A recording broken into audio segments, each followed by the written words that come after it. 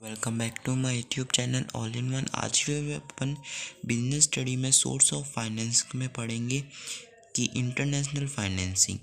जैसा कि आपको पता है 1991 के बाद अपने इंडिया में जो ट्रेड बैरियर की जो पॉलिसी थी कि जो अदर कंट्री के जो कंपनी है वो इंडिया में जो सामान आकर नहीं बेच सकती या इंडिया में नहीं आ सकती, ये जो ट्रेड बैरियर की जो पॉलिसी थी वो हट गई थी 1991 के बाद। तो जिस प्रकार जो अपन फाइनेंस जो इंडिया में लेते हैं बैंक से या फैक्टरिंग से या ट्रेड क्रेडिट से, तो अपन उसी प्रकार इंडिया के बाहर से यदि कोई कंपनी है उसको फाइनेंस चाहिए तो वो इंडिया के बाहर से किसी अदर कंट्री से भी फाइनेंस अवेल कर सकती है।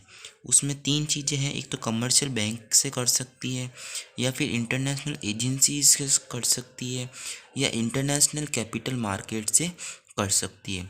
सेम जैसे इंडिया जो जैसे कोई कंपनी है इंडिया की, वो जैसे फाइनेंस इंडिया से अवेल करती, ठीक उसी प्रकार अब जैसे 1991 के बाद ट्रेड बैरियर हट गया था तो जो इंडिया की जो कंपनी है वो जब उसको फाइनेंस की नीड होती है तो इंडिया से तो ले सकती है, तो इंडिया के बाहर की अदर कंट्री से भी ले सकती है।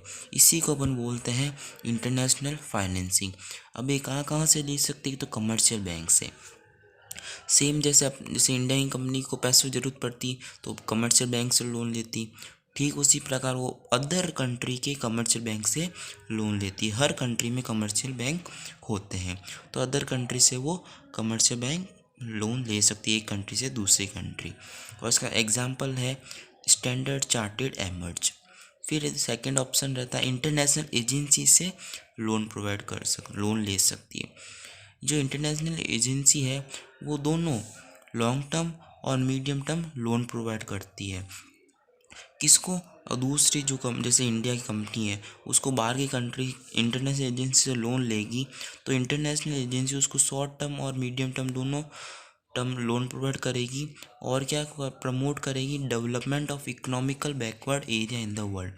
जैसे इंटरनेशनल एजेंसी क्या करती है, दूसरी जो कंट्री है उसमें जो एरिया बैकवर्ड जो कंपनी है उनको फाइनेंस प्रोवाइड करती है। जैसे इंडिया की कंपनी को फाइनेंस चाहिए और अमेरिका की इंटरनेशनल एजेंसी के पास फाइनेंस है तो अमेरिका की इंटरनेशनल एजेंसी जो इंडिया की कंपनी को फाइनेंस दे देगी डेवलपमेंट के लिए।